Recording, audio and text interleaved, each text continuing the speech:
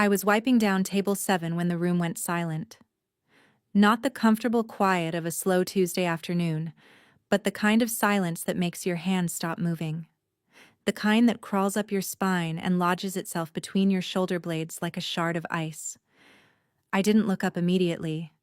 3 years of waitressing at Marcello's had taught me that sudden silence in an Italian restaurant in South Boston usually meant one of two things. Someone important had walked in, or someone dangerous had. Sometimes both. The rag in my hand smelled like lemon cleaner and old grease. I kept wiping, circular motions, buying myself seconds to prepare for whatever was about to happen. Through the kitchen window I could see Marco frozen mid-chop, his knife suspended above a pile of basil. Elena. My name, spoken quietly from the doorway. Not a question, a statement of fact. I turned. 3 men stood just inside the entrance. 2 of them I didn't recognize. Broad-shouldered, expensive suits, the kind of stillness that suggested violence held on a very short leash. But the third man, the one in the center, I knew by reputation alone. Dante Caruso. He was younger than I'd imagined, mid-30s maybe. Dark hair pushed back from his face, gray eyes that seemed to catalog everything in the room without actually moving. He wore a charcoal suit that probably cost more than my rent, and he held himself with the kind of calm that suggested he'd never had to raise his voice to make someone afraid. "You're Elena Vega," he said. Still not a question. My throat felt tight. "I'm working. If you need a table..." "I don't need a table." He took 3 steps into the restaurant, and somehow the space seemed smaller. "I need to speak with you." Behind me, I heard Gianna's sharp intake of breath. She'd been working at Marcello's since before I was born, had probably seen every variety of trouble walk through that door. Whatever she saw in Dante Caruso's face made her back slowly toward the kitchen. "I don't know you," I said, which was technically true. Knowing someone's name wasn't the same as knowing them.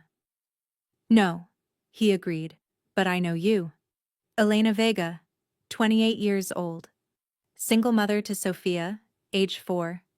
You work 40 hours here and pick up weekend shifts at the bookstore on Commonwealth. You take the 47 bus home because you sold your car 6 months ago to cover your daughter's medical bills."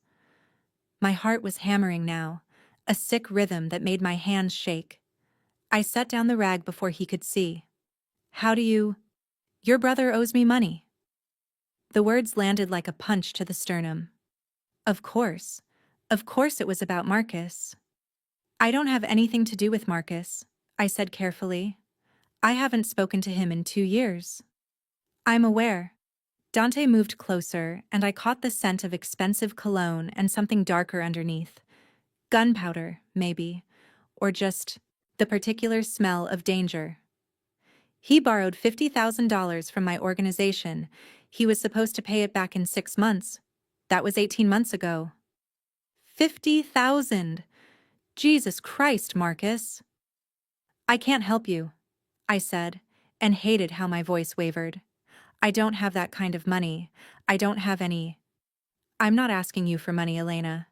He said my name like he'd been saying it for years, like it belonged to him somehow. "Then what do you want?" The 2 men flanking him shifted slightly, and I realized they were blocking the exits. Not obviously, not dramatically, just there, between me and the door, between me and the kitchen, between me and any world where this conversation wasn't happening. Dante reached into his jacket. I flinched, couldn't help it, and pulled out a photograph. He set it on the table I'd been cleaning, careful not to touch the wet surface. It was Sophia, my daughter, caught mid-laugh in someone's telephoto lens, walking out of her preschool, her pink backpack, her favorite shoes with the light-up heels. The small stuffed rabbit she refused to leave home without clutched in her hand. The ice in my spine spread through my entire body. "You've been watching my daughter." My voice came out flat. Dead. It didn't sound like me at all. "I've been protecting your daughter," Dante corrected softly. "Your brother made enemies. Some of those enemies don't care much about collateral damage. Do you understand what I'm telling you? I understood perfectly. Marcus had fucked up, and now Sophia, my Sophia, was standing in the blast radius. What do you want? I asked again, and this time I didn't care that I sounded desperate. He studied me for a long moment. Those gray eyes were completely unreadable, like looking at fog. I want you to marry me. The world tilted sideways. Someone laughed. High, shocked, disbelieving. It took me a second to realize the sound had come from me. You can't be serious. I don't make jokes about business, Dante said. Your brother's debt is erased. You and Sophia receive my protection. Complete protection. Permanent protection. In exchange, you become my wife. Not in any meaningful sense, he added, as if this clarification made the insanity of his proposal somehow reasonable. A marriage on paper, separate lives. You'd have your own apartment, your own schedule.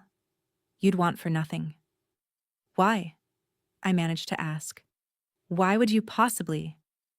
My reasons are my own. Something flickered across his face, too quick to identify. You have until Friday to decide. 3 days. He turned to leave and panic flooded my chest. And if I say no? Dante paused at the door, his back to me. When he spoke, his voice was so quiet I almost couldn't hear it. Then your brother's enemies become your enemies, and I stop being the man standing between them and your daughter. He walked out. His men followed. The door closed with a small, polite click. I stood there, staring at the photograph of Sophia, her bright smile frozen in glossy paper, and felt my entire life crack open like an egg. Outside, through the window, I watched Dante Caruso slide into the back of a black Mercedes. Just before the door closed, he looked back at the restaurant, at me. And for just a second, I saw something in his expression that looked almost like regret. Then he was gone, and I was alone with the smell of lemon cleaner and the knowledge that everything had just changed. I didn't tell anyone about Dante's proposal that night. Not Gianna, who kept giving me worried looks for the rest of my shift. Not my neighbor Mrs. Chen, who watched Sophia while I worked late. Not even myself, really. I let the words exist in some sealed-off corner of my mind where I didn't have to look at them directly. But when I picked Sophia up at 7:30, when she wrapped her small arms around my neck and said, "Mama, you smell like tomatoes," I held her tighter than usual, breathed in her shampoo, strawberry-scented 99 cents at the drugstore, and felt something sharp lodge itself behind my ribs. "Long day, baby," I murmured into her hair. She pulled back to study my face with those serious, dark eyes that were too knowing for a 4-year-old. "Are you sad?" "No, sweetheart, just tired." She didn't believe me. I could see it in the way her mouth pressed into a small line, the exact expression I made when I was trying not to cry. But she was 4, so she let me lie. She took my hand and told me about the turtle they'd seen at preschool, how it had a crack in its shell, but Miss Jennifer said it was okay. The crack had healed over. The turtle was brave. I thought about cracks and healing and bravery the entire bus ride home. Our apartment was on the 3rd floor of a building that had been under renovation for 6 years. The landlord kept promising improvements that never came, but it was ours. Cheap enough that I could almost afford it. Close enough to Sophia's preschool that I didn't lose an hour to commuting. I made Sophia mac and cheese from a box while she colored at the kitchen table. Drew her bath while she ate. Read her 3 stories even though we only had time for 2 because I couldn't stop thinking about that photograph. About someone watching her, cataloging her routines, her vulnerabilities. "One more, Mama," she said sleepily, already half gone. "Tomorrow," I promised, and kissed her forehead. I sat in her doorway for a long time after she fell asleep, watching the rise and fall of her chest, the way her hand curled around that threadbare rabbit. She'd had it since she was born, a gift from Marcus, actually, back when he'd still been the brother who showed up, who tried, before the gambling, before the drugs, before whatever spiral had led him to borrow $50,000 from a man like Dante Caruso. I hadn't lied to Dante. I really hadn't spoken to Marcus in 2 years. The last time, he'd shown up at 3 a.m., high and desperate, asking for money I didn't have. When I'd said no, he'd called me selfish, cold, said I'd always thought I was better than him. Maybe I had. Maybe that was fair. But I'd also been 8 months pregnant and exhausted, working 2 jobs to save for Sophia's arrival, and I just couldn't set myself on fire to keep Marcus warm anymore. I'd told him to leave, change the locks the next day. And now his choices were reaching across 2 years of silence to wrap around my throat. I made coffee at 11:30, sat at the kitchen table with my phone and laptop, and tried to research Dante Caruso. There wasn't much. A few society page photos from charity events. Him in a tuxedo, always alone, his expression polite and completely empty. One article about his family's import business, which everyone knew meant something else entirely. A single quote from a police detective. The Caruso organization operates with extreme discretion. They're ghosts. I found myself staring at one particular photo, taken at some gala. Dante stood slightly apart from the crowd, champagne glass in hand, watching something outside the frame. He looked lonely, I thought. Then immediately felt stupid for thinking it. Men like him weren't lonely. They were dangerous. I went to bed at 2 and didn't sleep. 3 days. He'd given me 3 days. What would happen to Sophia if I said no? Would Marcus's enemies actually come for us? Or was that just a threat to force my hand? Could I risk finding out? And if I said yes, if I actually went through with this insane plan, what then?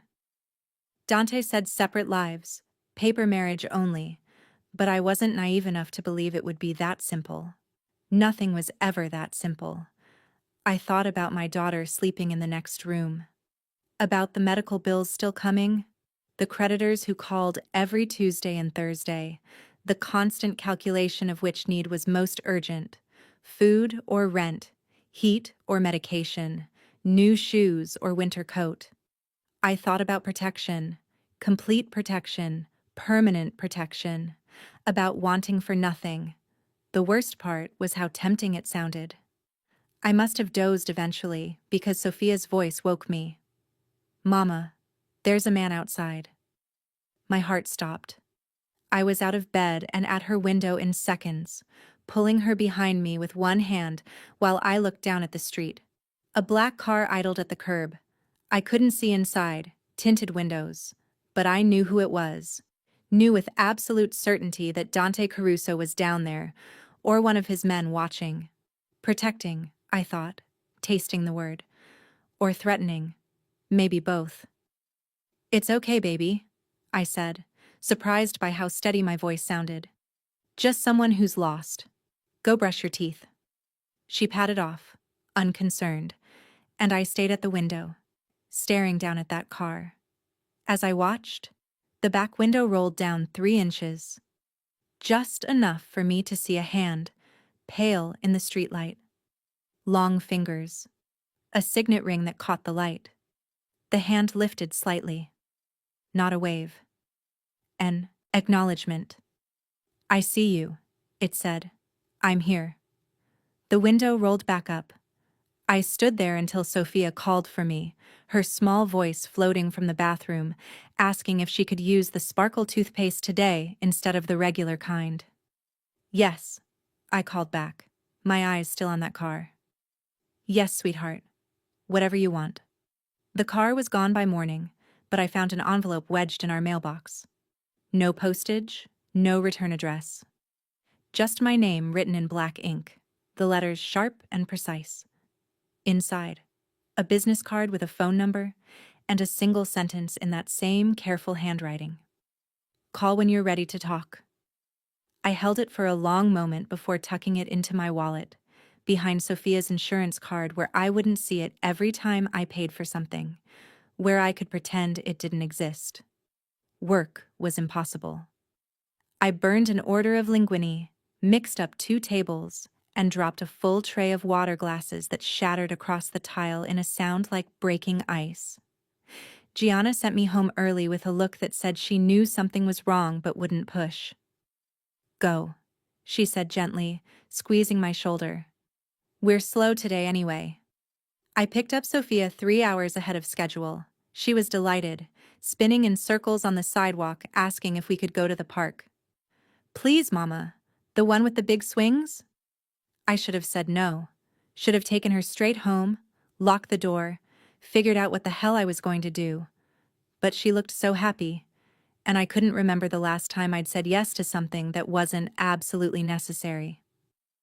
"Okay," I heard myself say, "but just for an hour." The park was nearly empty, too cold for most families, the November wind sharp enough to sting. Sophia didn't care. She ran for the swings, her jacket flapping open despite my shouted reminder to zip it up. I pushed her for 20 minutes, watching her head tip back with each arc, her laughter cutting through the gray afternoon. This, I thought, this is what I'm protecting. "Higher, Mama. Any higher and you'll fly away." "Maybe I want to fly away," she said, and something about the way she said it, so serious, so certain, made my chest ache. I slowed the swing, caught her on the backswing, and wrapped my arms around her small frame. "Well, I don't want you to. I need you right here." She twisted to look at me, mittened hands touching my face. "Forever?" "Forever," I promised. "Even when I'm big? Even when you're bigger than me?" She seemed satisfied with this, wiggled free and ran toward the slide, leaving me standing by the empty swing, watching her pink coat disappear up the ladder. "She looks like you." I spun around so fast I nearly lost my balance. Dante stood 10 feet away, hands in his coat pockets, his expression unreadable. He'd appeared from nowhere, or I'd been too distracted to notice him arrive. The thought made my skin crawl. "You're following me now?" I kept my voice low, conscious of Sophia at the top of the slide. "I'm following up." He moved closer, stopping at a distance that felt deliberate, not threatening, just present. "You didn't call." I didn't decide. "No," he agreed. "You're still hoping there's another option." The accuracy stung. I crossed my arms, more for warmth than defense. "Maybe there is." "There isn't."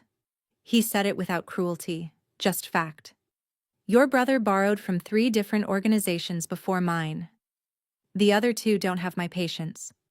One of them sent someone to your apartment building last night." My blood went cold. "What?" "He never made it past the lobby. My men were already in position."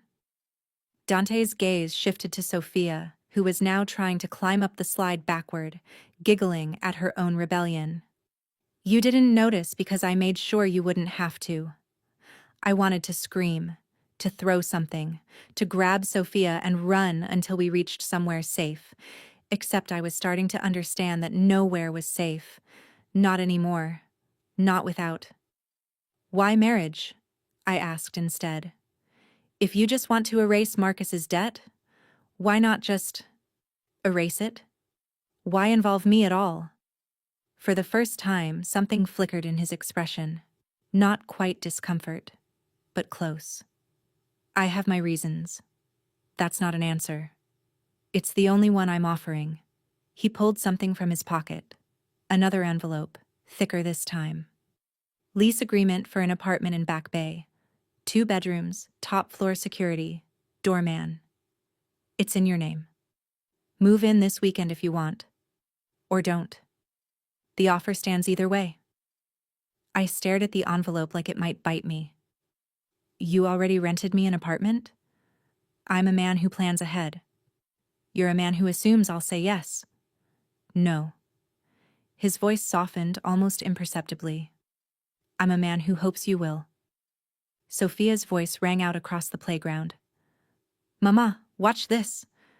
I turned automatically, watching her attempt to dismount from the monkey bars that made my heart leap into my throat. She landed safely, beamed at me, then noticed Dante. Her smile didn't fade, but she grew cautious. Studied him the way she studied new things. Careful, assessing. Then she walked over, stopping just behind me, one hand gripping my jacket. Who's that? She whispered, loud enough that Dante definitely heard. A friend, I said, because I didn't know what else to call him. Dante crouched down, bringing himself to Sophia's eye level. The movement was surprisingly gentle. My name is Dante. You must be Sophia. She nodded slowly. You know my name? Your mama told me about you. A lie, delivered smoothly. Sophia considered this. Do you have kids? Something passed over his face. Pain, maybe, or memory. It was gone before I could be sure. No, he said quietly. I don't. Oh. Sophia processed this information with the seriousness of a judge. That's sad. Kids are nice. Despite everything, the fear, the anger, the impossible situation pressing down on me, I almost smiled. Dante stood slowly, his eyes meeting mine, over Sophia's head. In them, I saw something I hadn't expected.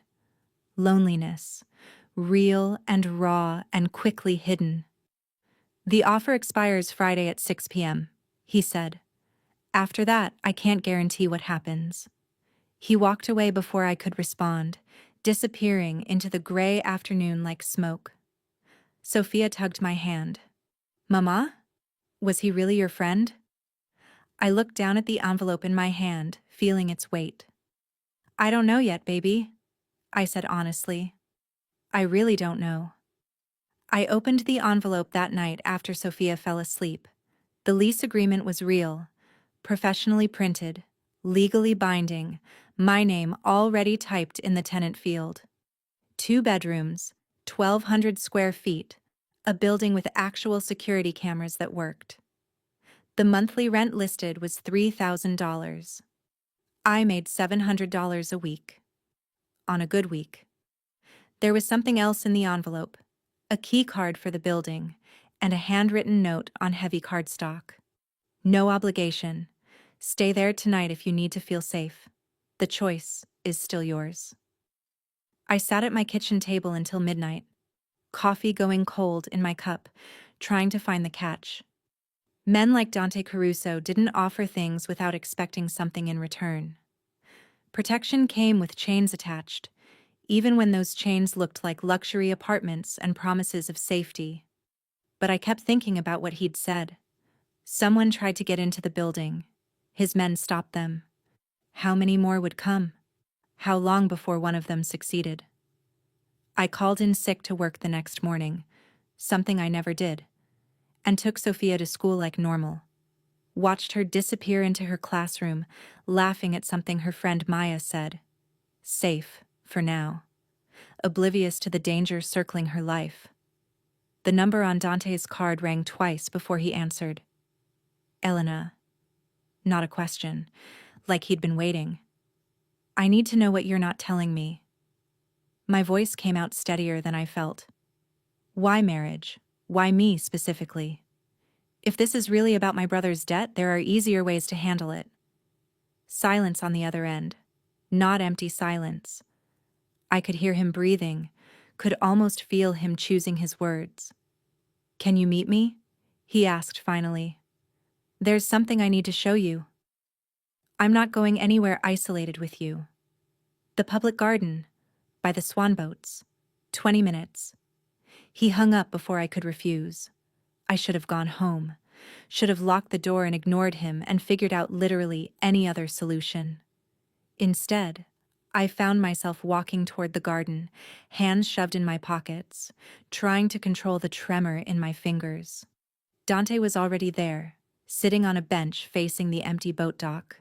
November had killed most of the flowers, left everything gray and dormant. He looked different in daylight. Still dangerous, but somehow more human. Tired, maybe. The kind of tired that lives in your bones. I sat down, leaving 2 feet of space between us. "I'm listening," I said. He didn't speak immediately. Instead, he pulled out his phone, scrolled through something, then handed it to me. A photograph of a woman, mid-20s, dark hair, green eyes, laughing at something off camera. She was beautiful in an effortless way, the kind of beauty that didn't need trying. "Her name was Lucia," Dante said quietly, "my fiancée. She died 3 years ago." I looked at him sharply. "I'm sorry, but I don't understand what—" "She was killed because of me." His voice was flat, factual. "A rival family. They wanted to send a message. She wasn't involved in anything. She worked at an art gallery, spent her weekends volunteering at an animal shelter. But she was mine, so they took her." The words landed heavy between us. I looked back at the photo, at Lucia's smile, trying to imagine what came after this moment. What ended it? "After she died, I made changes," Dante continued. "Restructured everything. Made myself—" He paused, searching for words. "Untouchable, I suppose. No visible weaknesses. No attachments. It worked. But it also meant—" He trailed off. "It meant you were alone," I finished softly. "Yes." He took the phone back, looked at Lucia's picture for a moment before pocketing it. "My family has expectations. My mother especially. She's old-fashioned. Believes a man in my position needs a wife, needs stability, needs heirs eventually. She's been pushing for years, introducing me to appropriate women from appropriate families." Understanding was starting to dawn, cold and uncomfortable.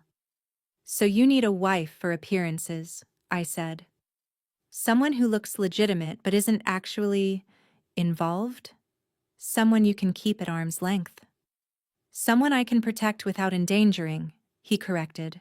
"Someone who needs what I can offer enough to accept the terms. And someone—" He looked at me directly now, those gray eyes searching. "Someone I won't fall in love with." The honesty of it stole my breath. "Why wouldn't you fall in love with me?" I asked, and immediately felt stupid for asking. "Because you'll hate me," he said simply. "You'll resent the situation, the circumstances that forced your hand. You'll take what I offer and build a life for your daughter, but you'll never forgive me for putting you in a position where you had to choose. And that distance, that's what keeps you safe." I stared at him. This man who'd planned out our entire relationship like a business transaction, who'd calculated exactly how to keep me close but separate, protected but untouchable. "That's incredibly sad," I said. Something flickered in his expression. "Perhaps. But it's honest." We sat in silence for a while. I watched dead leaves skitter across the empty boat dock, thought about Lucia's smile, about Sophia's future, about all the ways love could be weaponized against the people who carried it. "I want conditions," I heard myself say. Dante turned to face me fully. "Name them." "Sophia never meets your family. She doesn't get involved in any of this. And if anything happens to me, anything, she goes to my friend Gianna, not into your world." "Agreed." "I keep working. Both jobs if I want them." "Agreed. Though you won't need to financially." "I'll need to for me." I took a breath. "And you don't lie to me. Not about the dangers, not about what this life means. I'm walking in with open eyes, or not at all." He studied me for a long moment, and I saw respect flicker across his face. "Deal," he said and extended his hand. I looked at it, this handshake that would change everything, and thought about Sophia's crack-heeled turtle, about bravery and survival and the things we do for the people we love. I took his hand. His grip was warm, steady, and somehow felt like falling. We were married on a Thursday afternoon in a judge's chambers that smelled like old books and lemon polish. I wore a navy dress I already owned, the one I saved for parent-teacher conferences. Dante wore a suit that probably cost more than my monthly rent. The old rent, not the new apartment I still hadn't moved into. Two witnesses stood in the corner, men whose names I didn't catch and didn't ask for. The ceremony took 7 minutes. Do you, Dante Caruso, take this woman to be your lawfully wedded wife? I do. Do you, Elena Vega, take this man to be your lawfully wedded husband? I thought about Sophia, safe at preschool, completely unaware that her life was being rewritten, about the stack of medical bills on my kitchen counter, about that black car idling outside our window at dawn. I do. The judge smiled like this was normal, like we were normal, like people got married every day for reasons that had nothing to do with love. Maybe they did. Dante slid a ring onto my finger. White gold. Simple. Elegant. Not an engagement ring, I noticed. Just a wedding band. No promises beyond the legal ones we just made. You may kiss the bride. We both went still. Somehow, in all the negotiating and planning, we hadn't discussed this part. Dante leaned in slowly, giving me time to pull away. His hand came up to my cheek, gentle, and I caught the scent of his cologne, cedar and something darker. His lips brushed mine, soft and brief and completely chaste. It felt like signing a contract. Afterward, in the hallway outside the judge's chambers, Dante handed me another envelope. Bank account information, it's in your name. There's $50,000 to start. I nearly dropped it. I can't. You can. His voice was firm, but not unkind. Consider it back pay for the last 3 years of struggling alone. You're my wife now, Elena. That means you don't carry burdens by yourself anymore. This doesn't feel real, I said quietly. It will. He checked his watch. I have a meeting in an hour. My driver will take you wherever you need to go. The new apartment. Your old place. Sophia's school. Anywhere. Just like that? We're married and you're leaving. I told you this would be a practical arrangement. But something in his voice sounded almost apologetic. I'm not trying to be cruel. I'm trying to be clear. I looked down at the ring on my finger. This circle of gold that meant everything and nothing. Okay, I said. Clear. I understand. He nodded once, then walked away, his footsteps echoing down the marble hallway until they faded completely. I stood there alone, a married woman, feeling more untethered than I'd felt in years. I picked up Sophia early again, and this time I told Mrs. Chen I wouldn't need her to babysit anymore. You find better job? She asked hopefully. Something like that, I said, and pressed $200 into her hand over her protests. For all the times I paid you late. Thank you for being patient with us. Her eyes filled with tears. You good mama? Sophia lucky girl. I wasn't sure about that, but I hugged her anyway. At the old apartment, I packed our lives into boxes with an efficiency born from years of practice. We didn't have much. Sophia's clothes, her toys, my work uniforms, books and dishes, and the accumulated weight of small, necessary things. Mama, why are we packing? Sophia asked from her doorway, clutching her rabbit. We're moving, baby. To a new place. Is it far? Not too far, but it's bigger. You'll have your own room with a real closet. She processed this seriously. Can I paint my walls? The question caught me off guard. I'd never let her paint anything. We rented. We couldn't afford deposits. We lived carefully within other people's rules. Yes, I said, and watched her face light up. Whatever color you want. She threw her arms around my neck. Pink. All pink. Like a princess castle. All pink it is. We moved that evening. Dante's driver, a quiet man named Vincent, helped carry boxes, never asking questions, never commenting on how little we had. The new apartment was on the 8th floor, all windows and light, hardwood floors that gleamed. Sophia ran from room to room, shrieking with joy. "Mama, there's a bathtub, a big one. Can we take a bath with bubbles?" "Yes, sweetheart." "And look." She pressed her face against the living room window. "I can see the lights. So many lights." I watched her discover space and possibility, watched her claim territory in this new life, and felt something crack open in my chest. Not quite happiness, not quite relief. Something more complicated. The apartment came furnished, tastefully, expensively. Someone had already stocked the kitchen with basics. The refrigerator held milk, eggs, fresh fruit. Like Dante had thought of everything, anticipated every need. It should have felt intrusive. Instead, it felt like being seen. After Sophia fell asleep in her new pink-walled bedroom, Vincent had driven us to a hardware store, helped me buy paint, never once questioned the urgency. I stood in the living room and called the number Dante had given me. "Elena." He answered on the first ring again. "Is everything all right?" "Fine. Good. The apartment it's beautiful. Sophia loves it." "Good." A pause. "Is that why you called?" "No."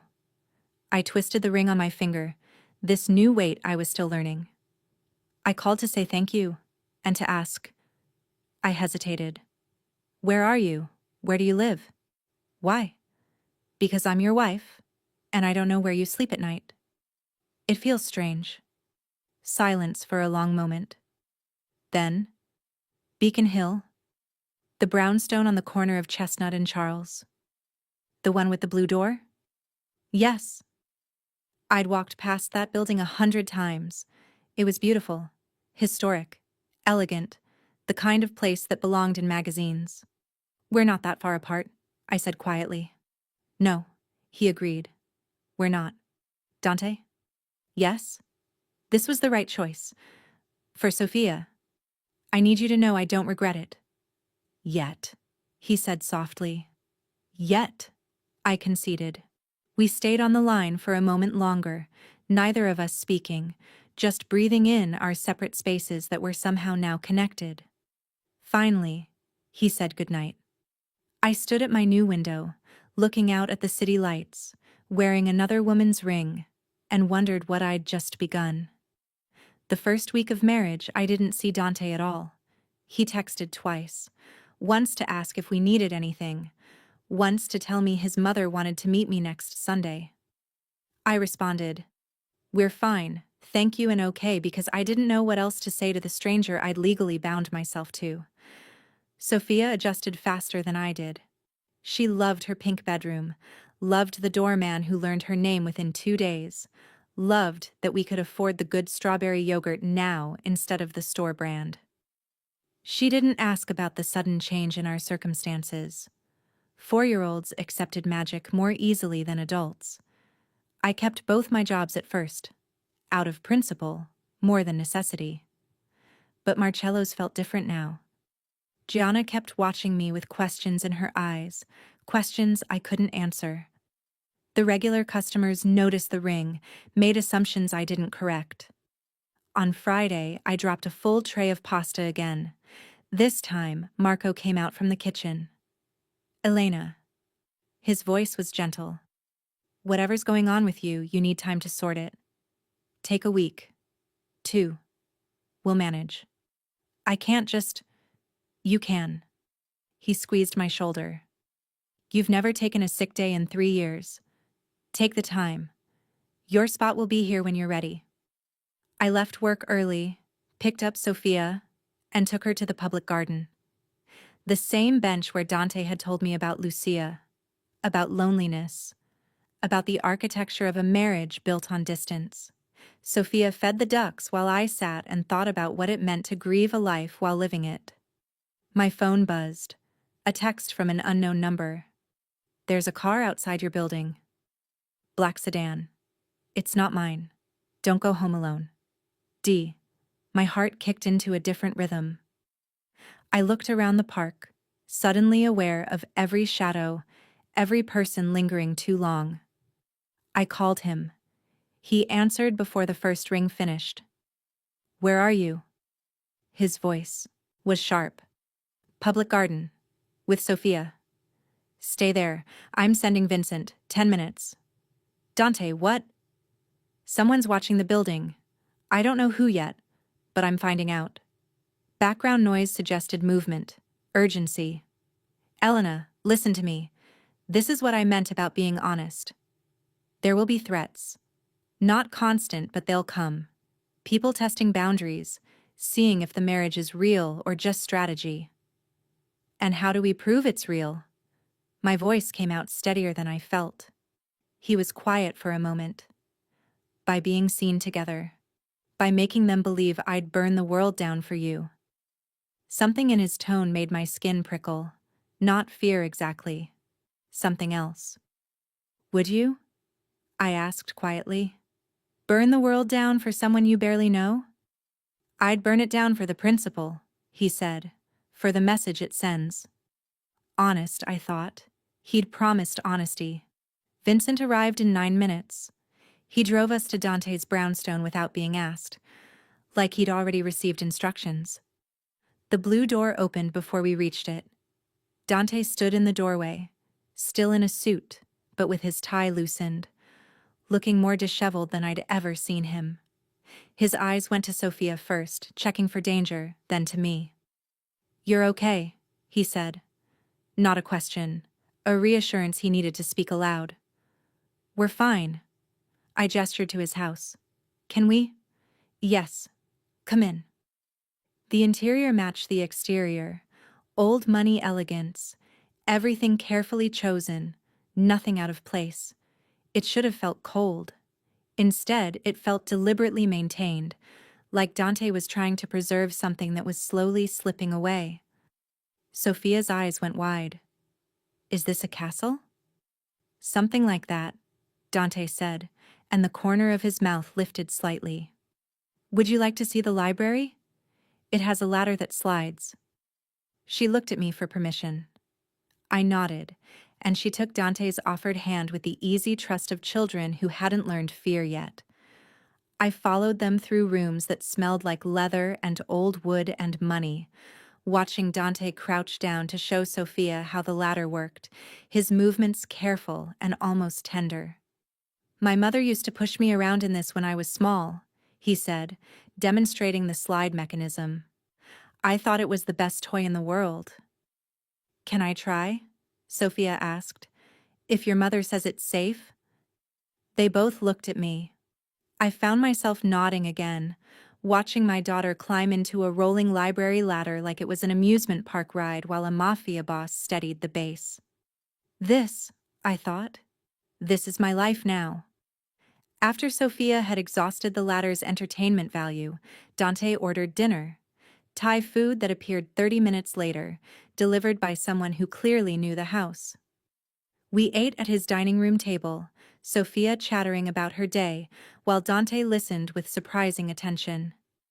And then, Maya said her cat had babies, but Miss Jennifer said we can't bring kittens to school, which is sad because I love kittens. Do you love kittens?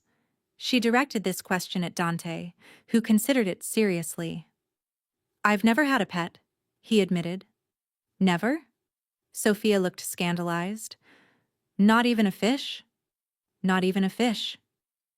That's sad. She patted his hand with the same solemnity she'd shown at the park. Everyone should have something small to love.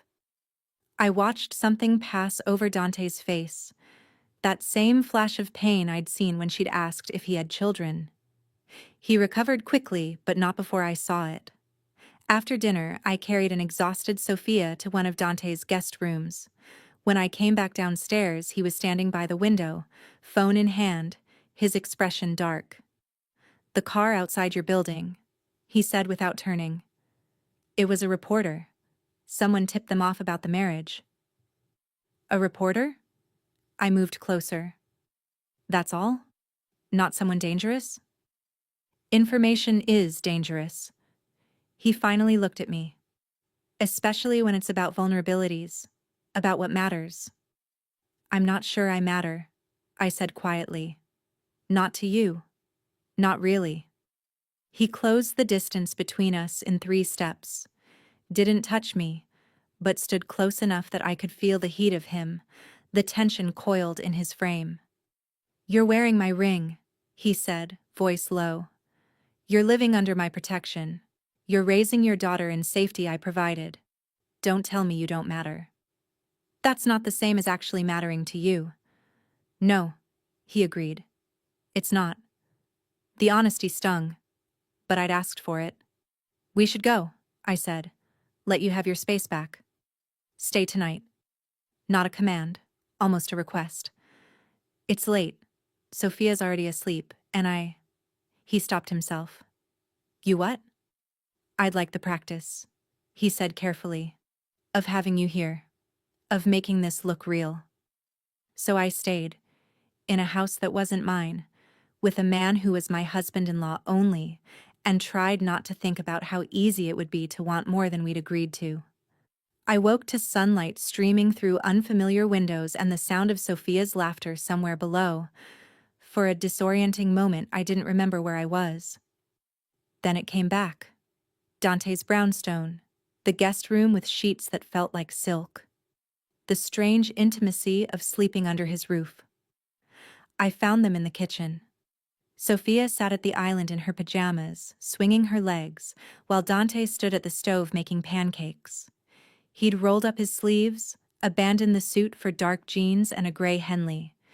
He looked younger like this. Almost normal. Mama? Sophia beamed. Dante makes pancakes shaped like things. Look, this one's a butterfly. I studied the lopsided creation on her plate. That's very impressive. My mother insisted I learn to cook, Dante said, without turning from the stove. She said a man who can't feed himself is half a man. He glanced over his shoulder. Coffee's ready. Mugs are in the cabinet above the machine. I poured myself a cup, watching him flip another pancake, this one attempting to be a flower. The domesticity of the scene felt surreal. This was the man whose name made people nervous in restaurants, who commanded enough fear that enemies sent cars to watch his wife's building. And he was making my daughter breakfast in the shape of butterflies. Do you have syrup? Sophia asked. I have 3 kinds. Dante opened a cabinet, revealing an array of bottles. Maple, blueberry, and chocolate. Chocolate? Sophia looked at me with pleading eyes. It's Saturday, I said, giving in. Just this once. While Sophia drowned her butterflies in chocolate syrup, Dante plated another pancake and set it in front of me. A heart. Imperfect and slightly burned on one edge, but unmistakably a heart. Our eyes met. He looked almost embarrassed. Sophia requested it, he said quickly. I said Mama loves hearts, Sophia confirmed through a mouthful of pancake. I smiled despite myself, cutting into the pancake. Thank you. We ate in comfortable silence, broken only by Sophia's commentary on everything from the chandelier, so sparkly, to Dante's coffee maker. It's so big. Does it make giant coffee? After breakfast, Dante's phone buzzed. He checked it, and his expression shifted, all the softness evaporating in an instant. I need to take this, he said. Elena, there's a playroom on the 3rd floor. Sophia can... A playroom? Sophia was already sliding off her stool. My sister's children visit sometimes, Dante explained, already heading toward his study. Everything's safe. She can't hurt herself.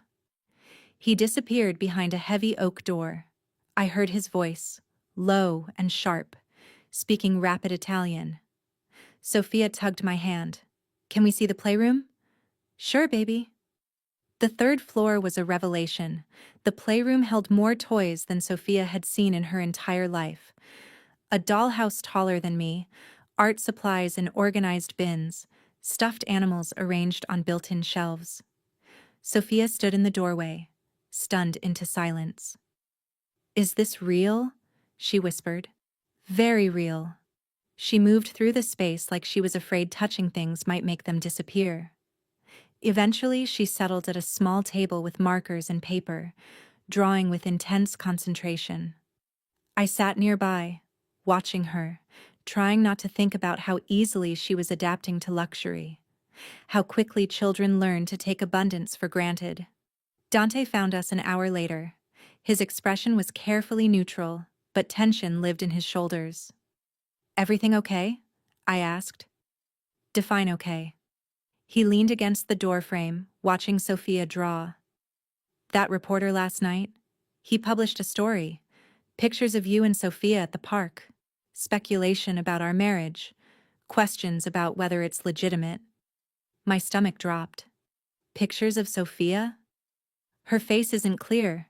I've already had my lawyer send a cease and desist." He crossed to the window, looking out at the street below. "But more will come. This is what I meant about proving the marriage is real. We need to be seen together. Publicly. As a family." "How public?" "Dinner tonight. At Sorellina. It's where my family conducts business, where people watch and draw conclusions." He turned to face me. "My mother will be there, my sister, some associates. It's time for them to meet you." "Sophia too?" "No." His voice was firm. "We keep her separate. This is about appearance, not exposure. Vincent can stay with her here. She'll be safe." I looked at my daughter, contentedly drawing rainbows and cats, completely unaware of the performance we were being asked to give. "What do I need to know?" I asked. "About your family, about how to act." Dante moved closer, his voice dropping. "My mother is traditional. Old world Italian. She'll ask invasive questions, judge everything from your dress to your posture. My sister Gabriella is kinder but equally observant. The associates will watch to see if you're afraid of me." "Should I be?" "No." He said it without hesitation. "But they need to believe you're not because you trust me, not because you're naive." "How do I show that?" He studied me for a long moment. "May I touch you?" The question caught me off guard. "What?" "To demonstrate, small touches, the kind married people exchange without thinking." He held up his hands, showing me they were empty, harmless. "Only if you're comfortable." I nodded slowly. He stepped closer, his hand coming to rest gently at the small of my back. The warmth of his palm seeped through my shirt. "Like this," he said quietly. "Casual, possessive without being aggressive. It says you're mine, but you chose it." His other hand came up to brush a strand of hair behind my ear, the gesture tender. These small intimacies, they tell a story. My heart was beating too fast. His face was inches from mine, his gray eyes searching. "And what story are we telling?" I asked, my voice barely above a whisper. "That I'm a man who found something worth protecting."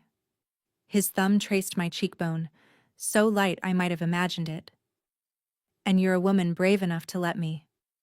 "Mama," Sophia called, breaking the spell. "Can you draw with me?" Dante stepped back immediately, the professional distance slamming back into place. "Tonight, 7 o'clock, he said. "Wear something that makes you feel powerful. Not for them. For you." He left before I could respond. I joined Sophia at her art table, my skin still warm where he'd touched me, and tried to remember that this was pretend. Just pretend. Nothing more.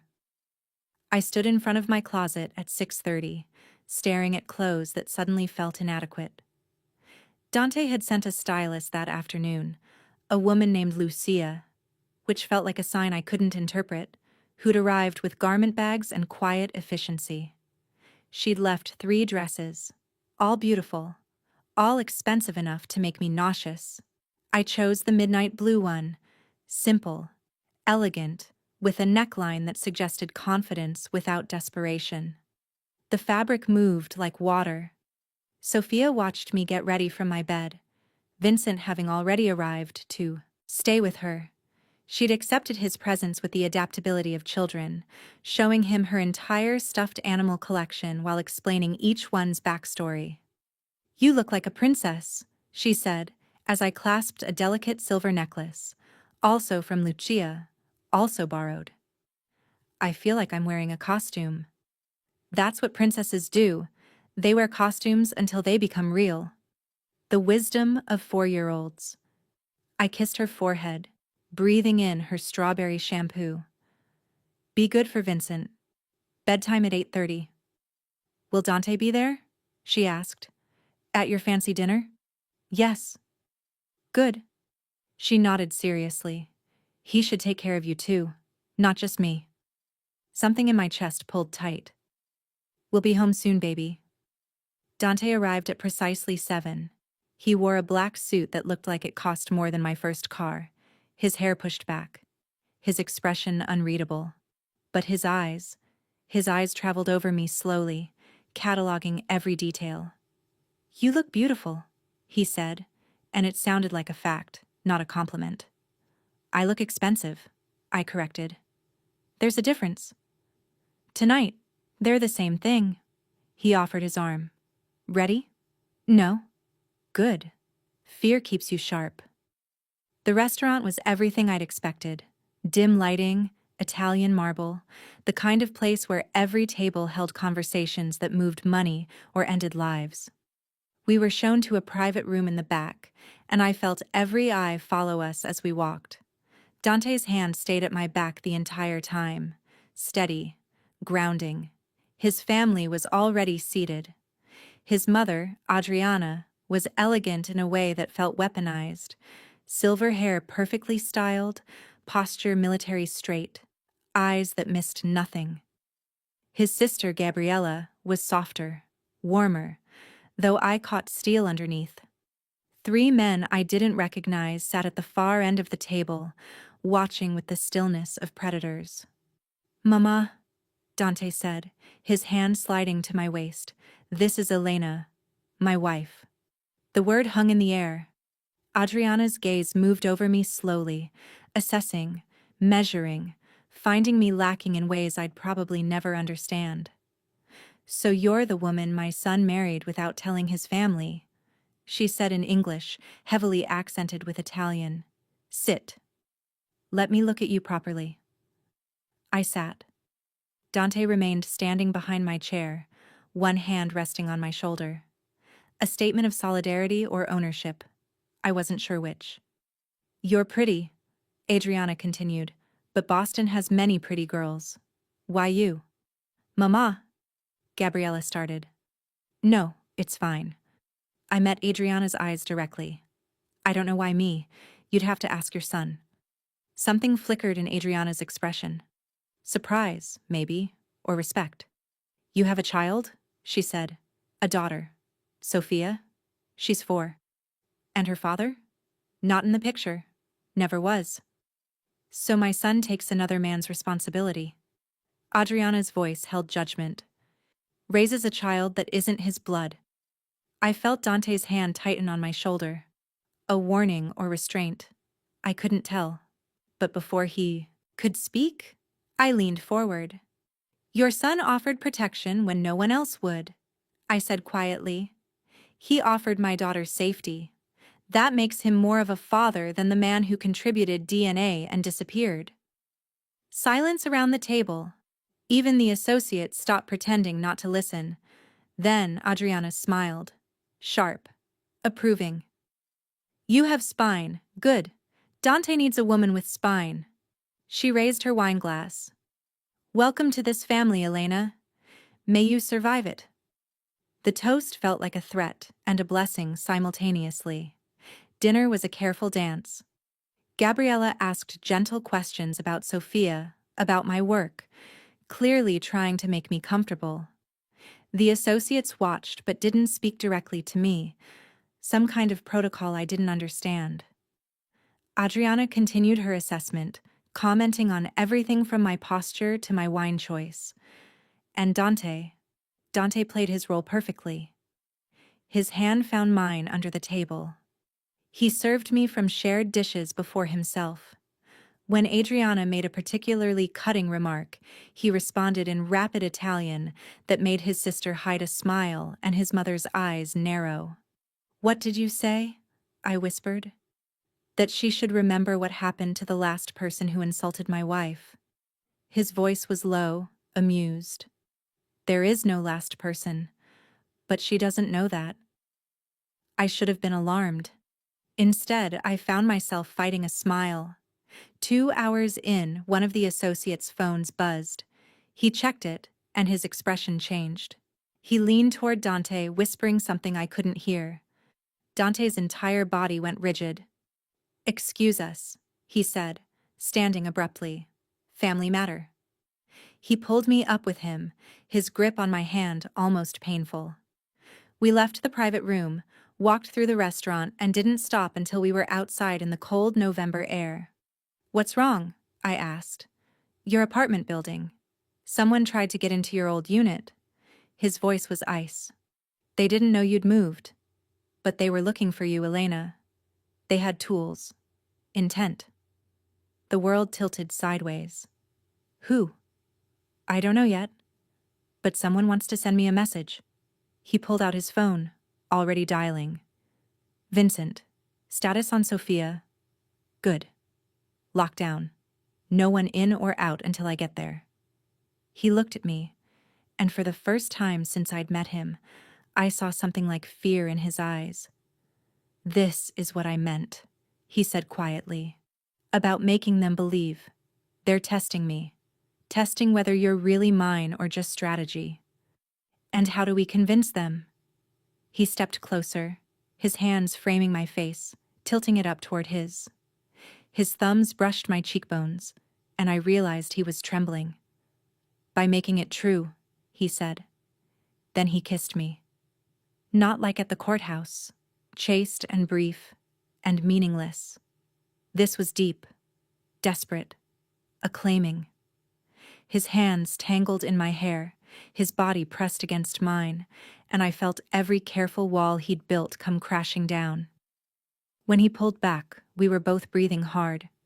"Tomorrow," he said, voice rough, "you and Sophia move into my house.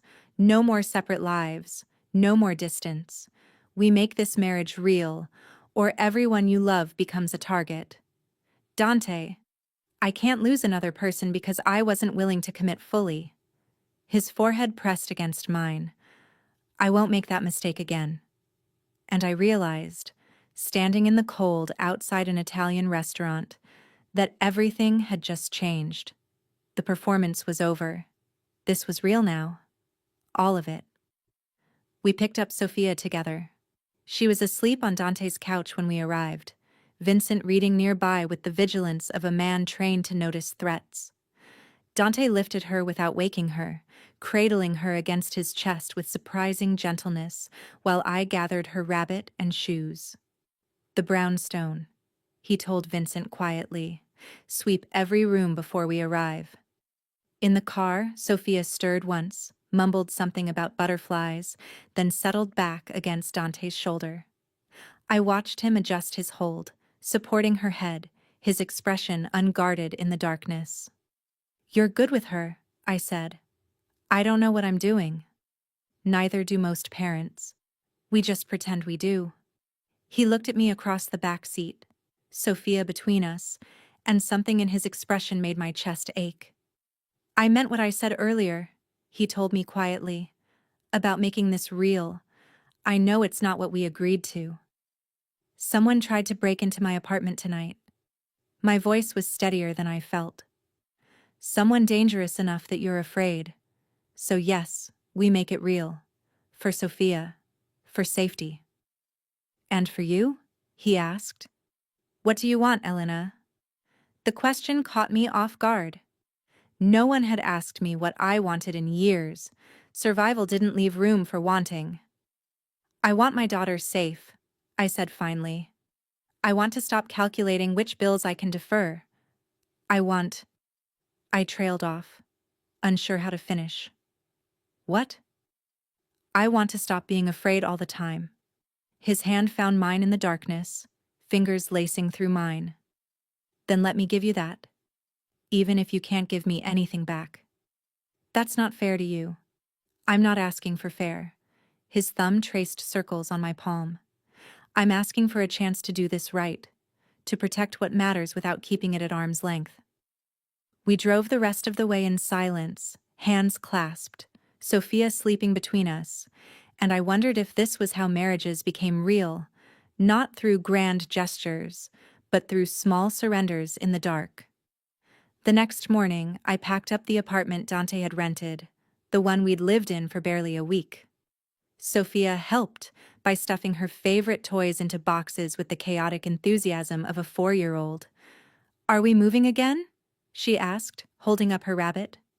"Mr. Flops wants to know." "Yes, baby, to Dante's house. For real this time. The one with the library ladder? That's the one." She considered this seriously. "Will he make us pancakes every day?" "Probably not every day." "That's okay. I like cereal too." She returned to packing, already adjusted, already accepting. I wished I could adapt as easily. Dante arrived at noon with Vincent and another man, Carlo, who moved furniture with the efficiency of someone who'd done this before.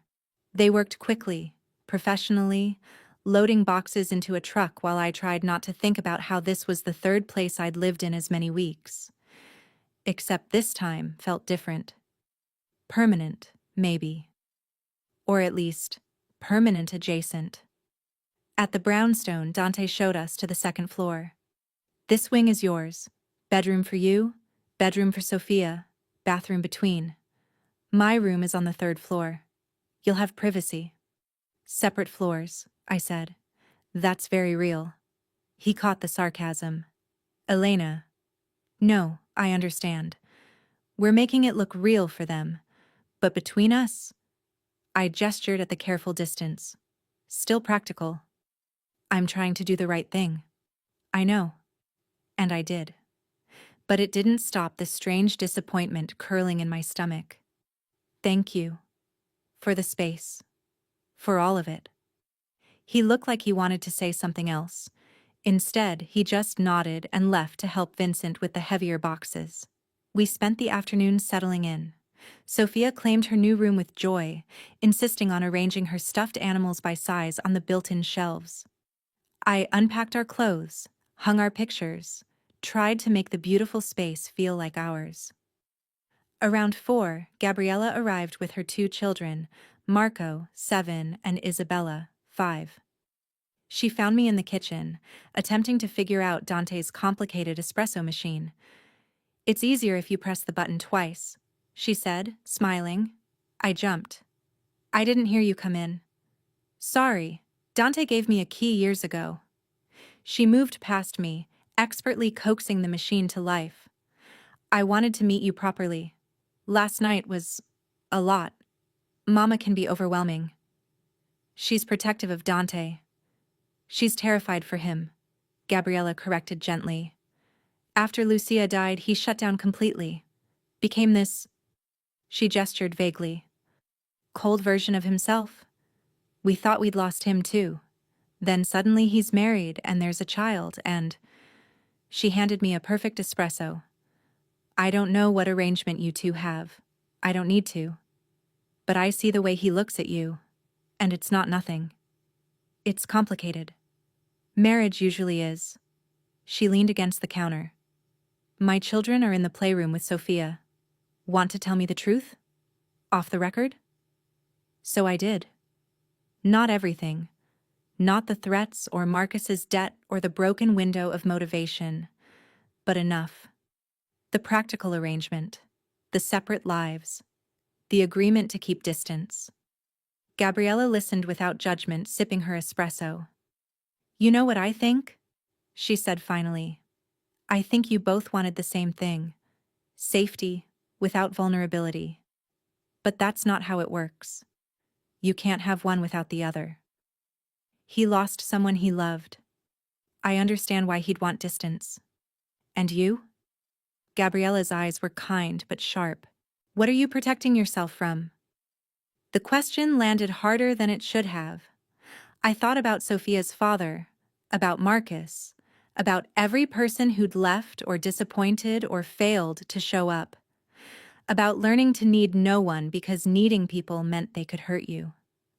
Everything, I said quietly.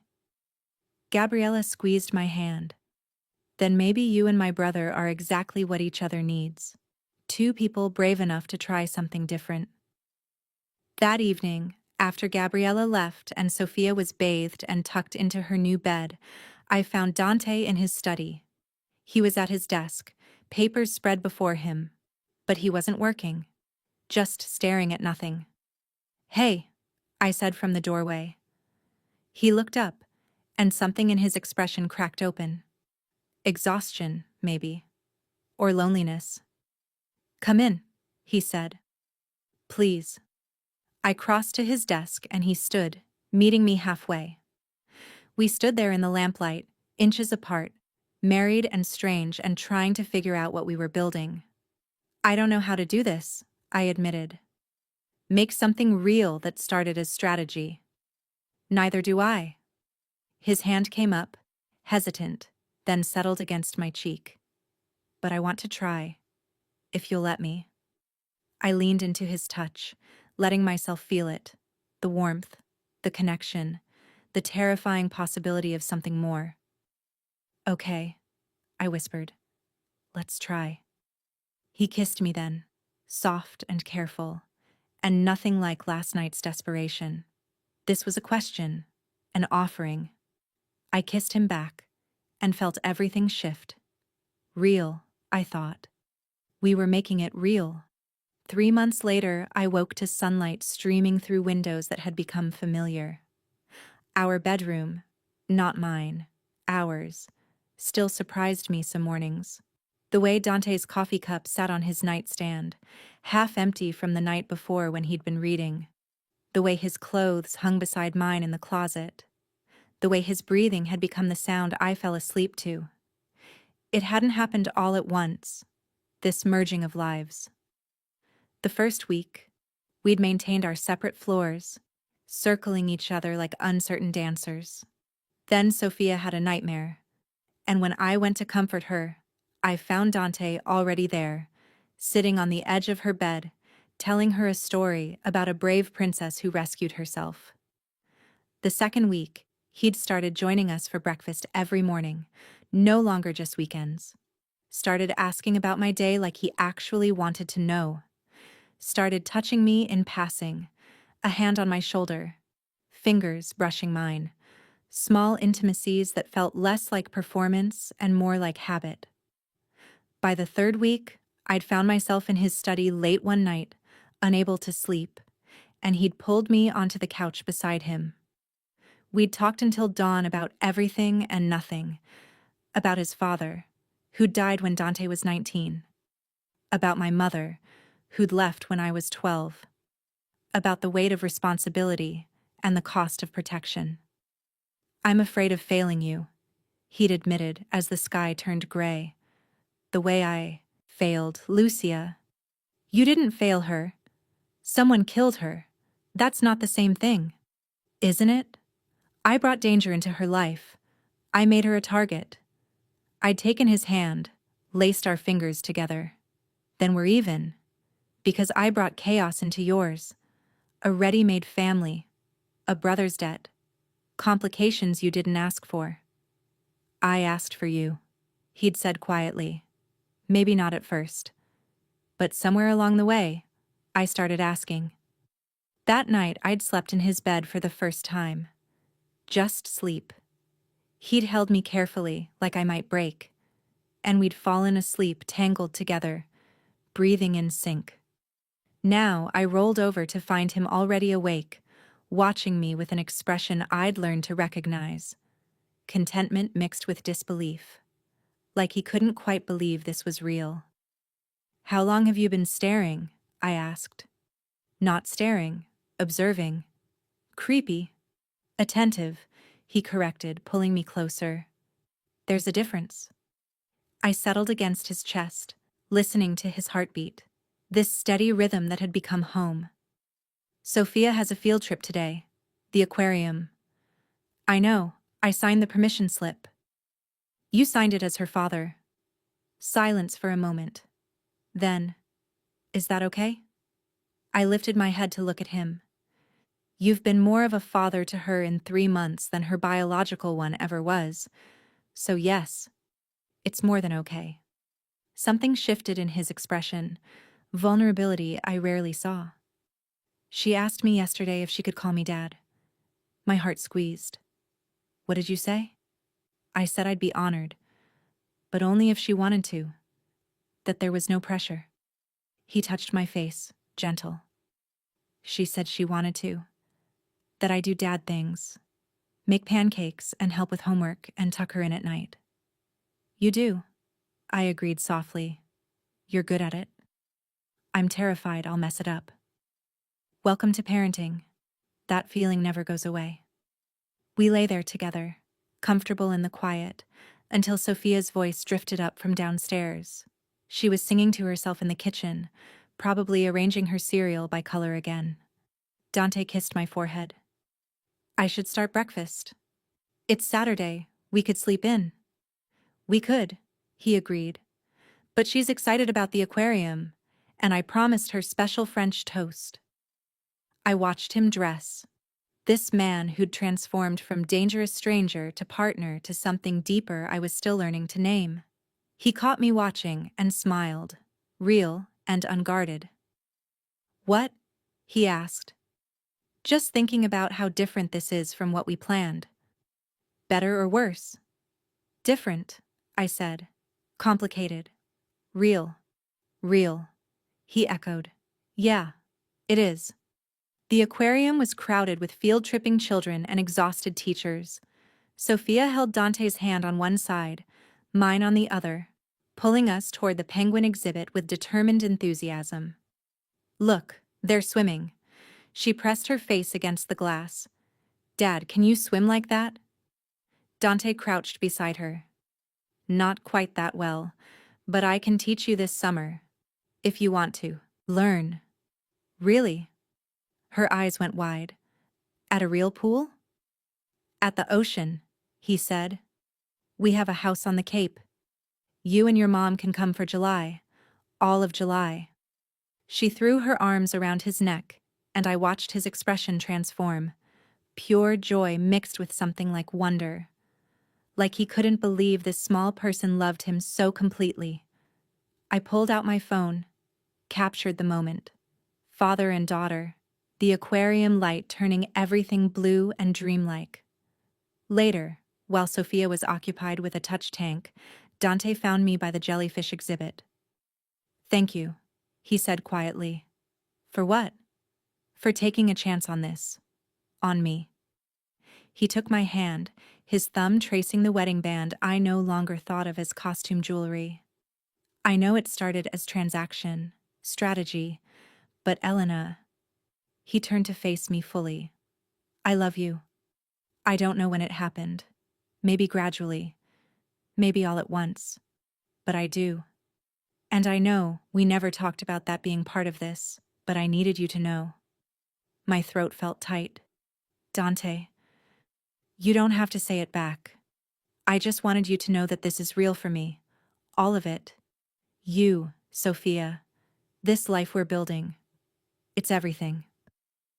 I looked at this man who'd started as threat and become sanctuary.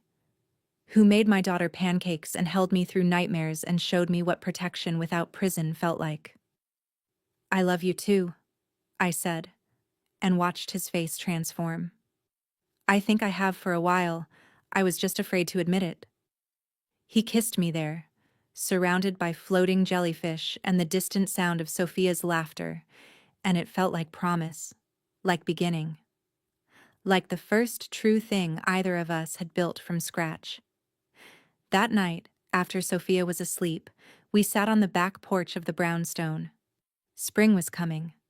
I could smell it in the air, feel it in the warming breeze. Your mother called today, I said.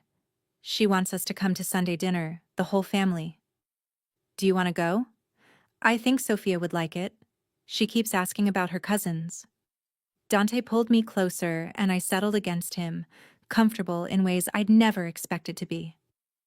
We should talk about Marcus, he said quietly. I stiffened. What about him? His debt is paid, but he's still out there, still struggling. If you wanted to reach out, I don't know if I'm ready. That's okay. Just know that if you ever are, I'll support you. Whatever you need. I turned to look at him, this man who'd given me everything and asked for so little. How did I get so lucky? Lucky? He smiled, touched my face.